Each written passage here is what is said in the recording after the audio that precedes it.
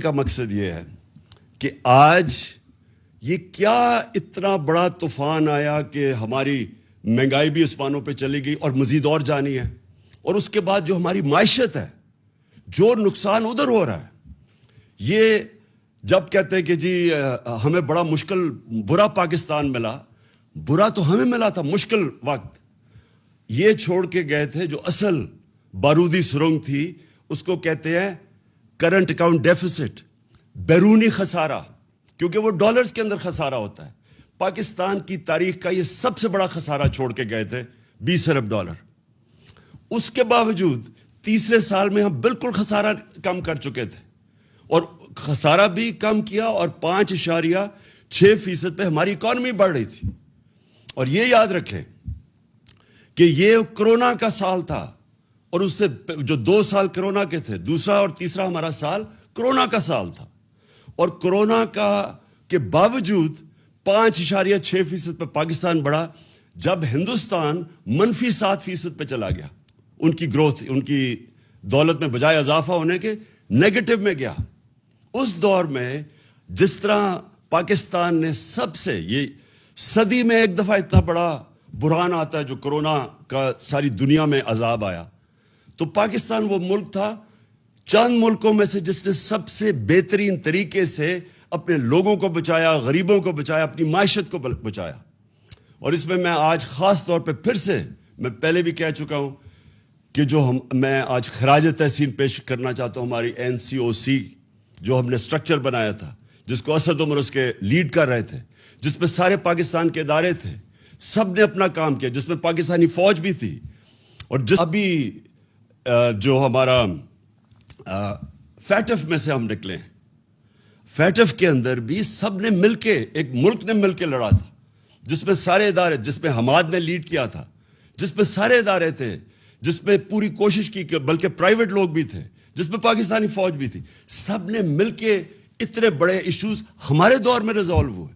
اسی دور میں جب ہم IMF میں تھے، اسی دور میں جب عالمی بحران تھا، ایک قوم بن کے ہم اس سے نکلے تھے. یہ جو آج پھنسے ہوئے ہیں، یہ جو آج ہماری ساری جو اتنی مشکلوں سے ملک کو ہم نکول کے یہاں لے کے آئے تھے، آج مہنگائی کے علاوہ جو ہماری معیشت ہے خطرے میں ہے. موڈیز کے اندر جو کریڈٹ ریٹنگ کرتا ہے کہ ایک ملک کی کریڈٹ ریٹنگ، انہوں نے مائنس میں ڈاؤن گریڈ کر دیا ہے. اس کا کیا مطلب ہے؟ پاکستان کو قرضے نہیں ملیں گے. اگر قرضے ملیں گے تو بہت مہنگے قرضے ملیں گے. اور یہ دوسری چیز، وابڈا کی ریٹنگ ایسی تھی کہ وہ خود انٹرنیشنل لونز لے سکتی تھی. اب جب سے یہ آئے ہیں اس کی بھی ریٹنگ ڈاؤن گریڈ کر دی ہے. اس کا مطلب کہ وابڈا کو وہ لونز نہیں ملیں گے، اور اگر ملے تو بہت مہنگے ملیں گے. اس کا مطلب جو اسی دور میں جو 10 ڈیمز جو ہمارے دور میں شروع کی ہوئی ہیں، وہ اب خطرے میں چلی جائیں گی، کیونکہ اگر قرضے نہ ملے تو یہ کیسے پورے ہوں گے؟ تو میرا سوال یہ ہے کہ جب یہ ملک ترقی بھی کر رہا تھا، اس کی 5.6% تیسرے سال میں، اور 6% چوتھے سال میں جب اس کی اکانومی گرو کر رہی تھی، دولت میں اضافہ ہو رہا تھا، جب ریکارڈ ہم ٹیکس اکٹھے کر رہے تھے، وہ بھی ایک وجہ ہے کہ ہم پیسے نکال سکے عوام کے اوپر بوجھ کم کرنے کے، سبسیڈائز کرنے کے لیے. ریکارڈ 6.2 ٹریلین یعنی 6,200 ارب روپے کا ہم نے ٹیکس اکٹھا کیا، پاکستان کی تاریخ میں سب سے زیادہ. اور اسی دور میں سب سے زیادہ پاکستانی اوورسیز، بیرون ملک پاکستان ریمیٹنسز ہمیں بھیجی 31 ارب ڈالر کی. 32 ارب ڈالر کی ہماری ایکسپورٹس تھی.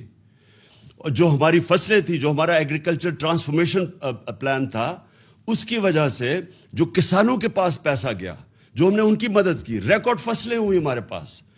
4.4% پہ ہمارا زراعت ہماری آگے بڑھ رہی تھی. تو اس وقت کیا ہوا کہ آج سارا کچھ نیچے جا رہا ہے؟ اور وہ ہوا کیا؟ میں آج آپ سب کو یہاں بتانا چاہتا ہوں کہ ہوا کیا. ہوا یہ کہ ایک سازش ہوئی امریکہ سے، ایک سازش جس سے یہاں میر جعفر اور میر صادق ان کے ساتھ ملے. اس کے بعد انہوں نے پلان کیا ہماری گورنمنٹ گرانے کا. اس سے جو سیاست کے اندر، جو ملک کے اندر سیاسی ماحول تھا، وہ غیر یقینی ہو گیا, پولیٹیکل انسرٹنٹی ہو گئی, اس افیکٹ پڑا معیشت کے اوپر.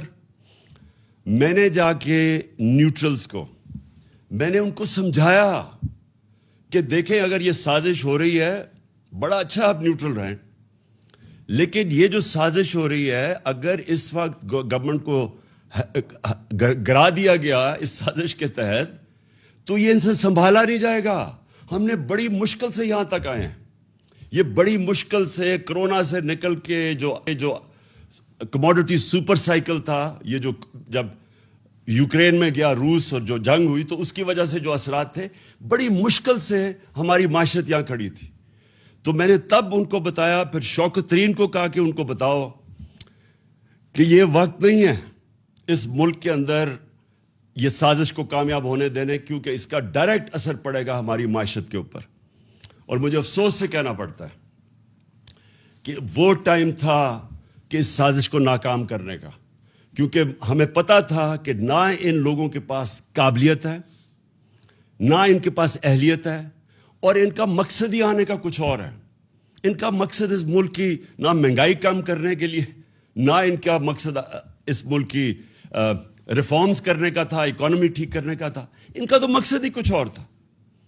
اور وہ جو مقصد تھا, میں بڑا شکر گزار ہوں ان کے وزیر دستگیر کا, خرم دستگیر کا, جس نے ٹی وی پروگرام پہ کہہ دیا.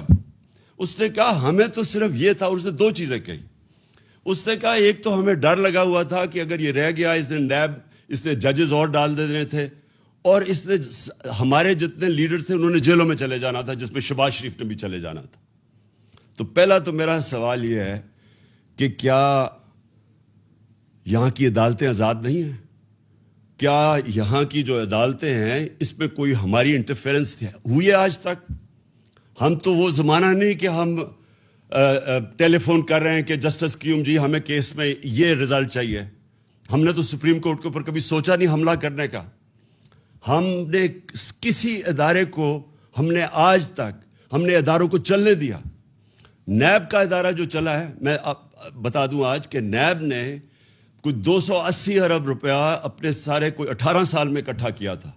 ہمارے 3 سالوں میں انہوں نے 480 ارب روپیہ اکٹھا کیا, کیونکہ ہم نے مداخلت کسی میں نہیں کی.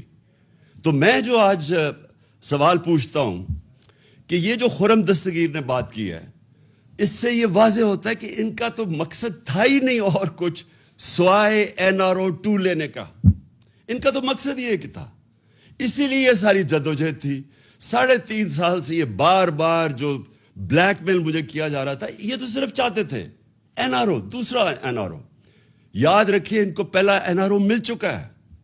ان کو ملا, جنرل مشرف نے NRO دیا, جو ساری ان کے کرپشن کیسز تھے. 2 دفعہ ان کی حکومتیں گئی کرپشن پہ 90 کی دہائی میں. تو جو سارے ان کے کرپشن کے کیسز تھے وہ سب جنرل مشرف نے معاف کر دیے تھے. یہ جو ہے یہ NRO 2 ہے. یہ انہوں نے 10 سالوں میں جو چوری کی تھی, یہ 95% جو کیسز ہیں یہ سارے ان کے دور کے ہیں. یہ ان کے جو 10 سال تھے ان کے دور کے کیسز بنے ہوئے ہیں. اور اب انہوں نے کیا کیا, انہوں نے جو قانون لے کے آئے ہیں نیب کی امینڈمنٹس کا, میں آج آپ ساری قوم کو یہ بتانا چاہتا ہوں.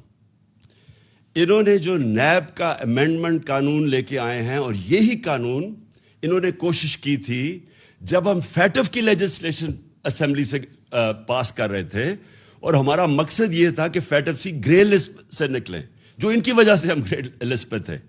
تو جب ہم نے فیٹف کا قانون پاس کیا تو انہوں نے تب کوشش کی, بلیک میل کیا کہ ہم فیٹف کے لیے تب ووٹ دیں گے جب آپ ہمیں NRO دیں گے اور یہ نیب کے اندر چینجز لے کے آئیں گے.